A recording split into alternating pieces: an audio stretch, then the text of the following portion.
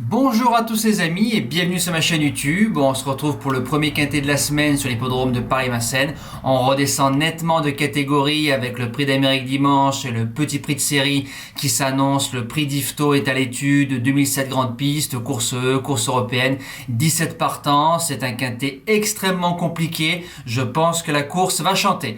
Base gagnante, le numéro 16 Hardy Crown. On l'a touché le 13 janvier à Cannes-sur-Mer. Il a été monté course.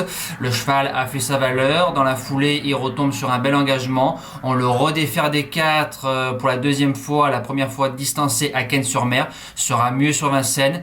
À pareille époque, l'année dernière, il battait Eiko Dream et Houston Pagello. Deux chevaux qui ont le double ou le triple de ses gains. Dominique Lochneux qui revient dans la voiture. Il sait tout faire dans un parcours. Je pense qu'il peut triompher. Deuxième base, le numéro 6, Nice Pleasant. Lauréat de la première course le jour du Prix d'Amérique l'année dernière. À 85 contre 1, très facilement, déféré des postérieurs avec Romain Dorieux.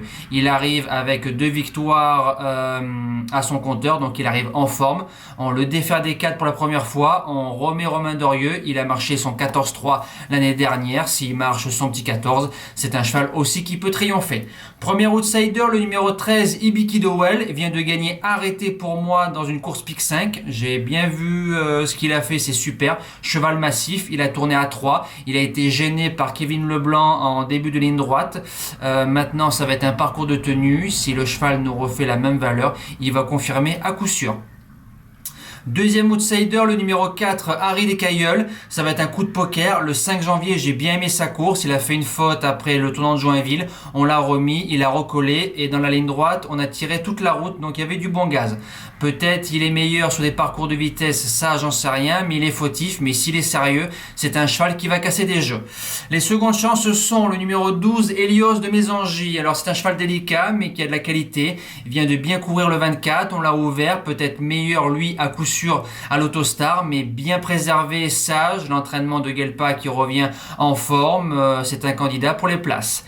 Sixième position, le numéro 17, Eiko Vancéen, course visée, mais toujours ferré et va affronter des Européens, donc il va être un petit peu désavantagé. Il a une belle ligne avec Hercule Madric qui est ensuite répété, je garde. En septième position, le numéro 10, Enzo de Carcy. À part sa première course 10e, quand il est au trot, le cheval est tout le temps dans les 5. Donc c'est soit au trot, soit dans les 5. Une ligne le jour de la belle course de Eiko Vancéen. Je garde le 17, je garde forcément le 10.